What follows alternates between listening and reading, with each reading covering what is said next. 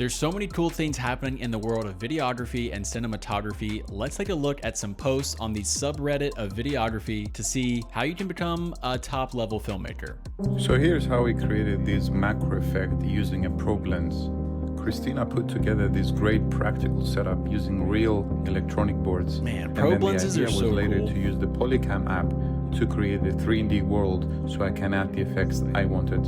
Well, that failed miserably.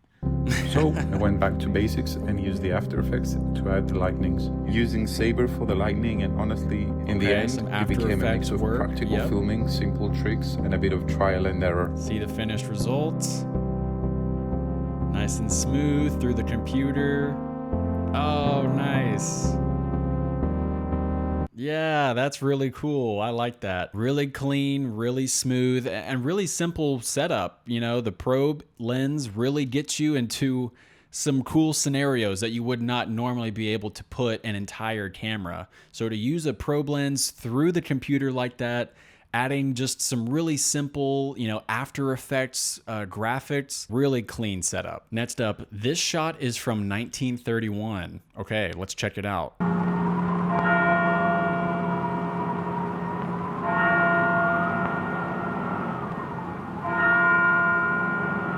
Got some dolly action going out. Oh, okay, through the window. Still going.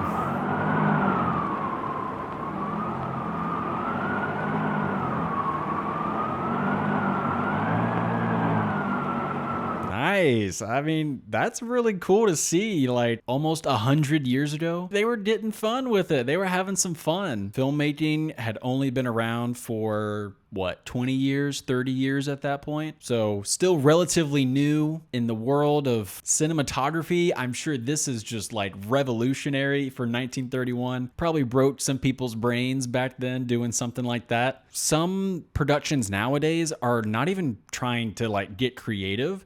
They kind of just show up, do the job, and then go home. They're not even really looking to explore the image or, the techniques. So it's kind of cool to see that this team, was willing to literally in 1931 try something different. Okay, so the comment section. The building exterior is a miniature. It moved back with the camera to a certain point, then the camera keeps going. That's why the camera seems to go out of the window. The lens was positioned through the window from the beginning, and when the miniature stopped, the lens continued to achieve the effect of moving outside. See, and that's what I mean. It's like in 2026, who's gonna put that much effort into one shot? Outside of the amazing directors like Christopher Nolan, Ryan Coogler, Denis Villeneuve, these guys who are just legends of their craft and put so much attention into their work. Even in 1931, these guys are just like breaking barriers and doing really cool stuff. Park Chan, master of match cut. Look, I love me a good match cut. If you can pull it off, it's one of the most satisfying transitions you can do in the movie. But let's check out this post and see what they're talking about.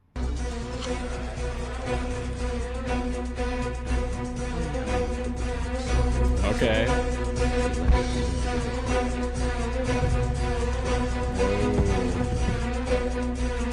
Okay, that is smooth. Dude, this guy is a professional at the match cuts.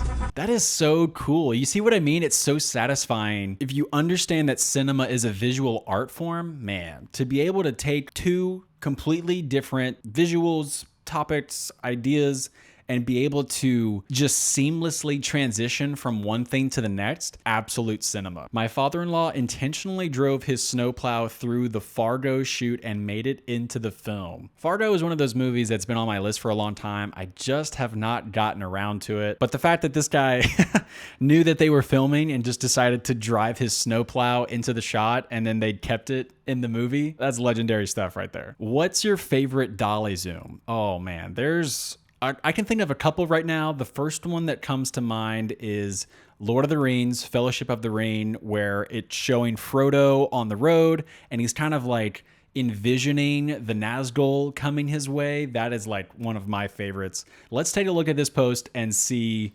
what they've got in this one. Oh, okay. So it's like the different motivations behind a dolly zoom.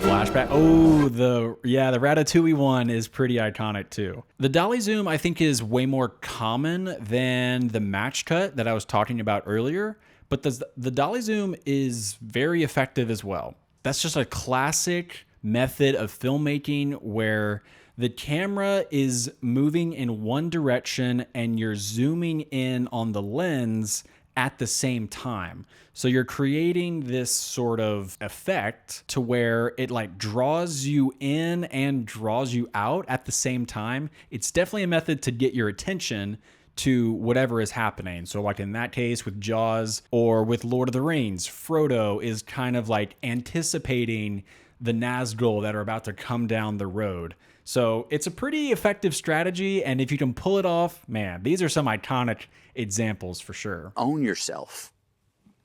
Voice, likeness, etc. Trademark it, whatever you got to do. So you did that. Yeah, own yourself.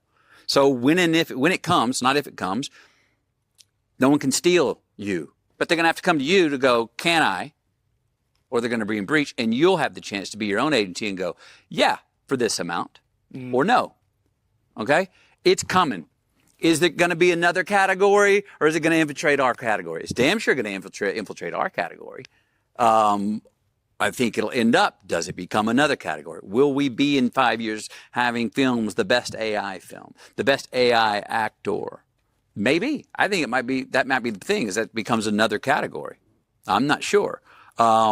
It's going to be in front of us in ways that we don't even see it. It's going to get so good, we're not going to know the difference.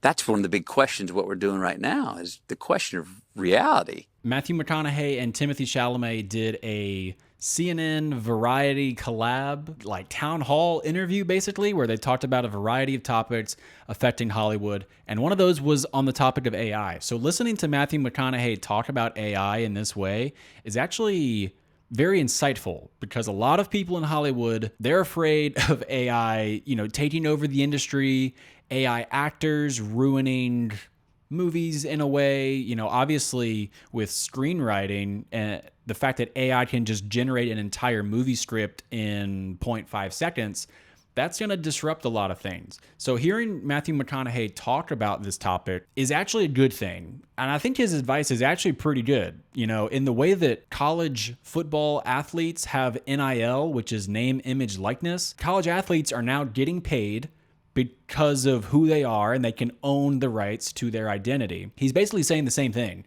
If you're in the world of filmmaking, you need to have ownership of your identity. So I feel like this is actually really good advice and a really good take on the future of Hollywood, the future of filmmaking, and the way that AI is going. And it's not slowing down anytime soon either. The world of filmmaking is pretty incredible, and I am so thrilled to be a part of this industry. If you enjoyed this video, go ahead and give it a like, subscribe to the channel for weekly videos just like this, and I'll see you guys in the next one.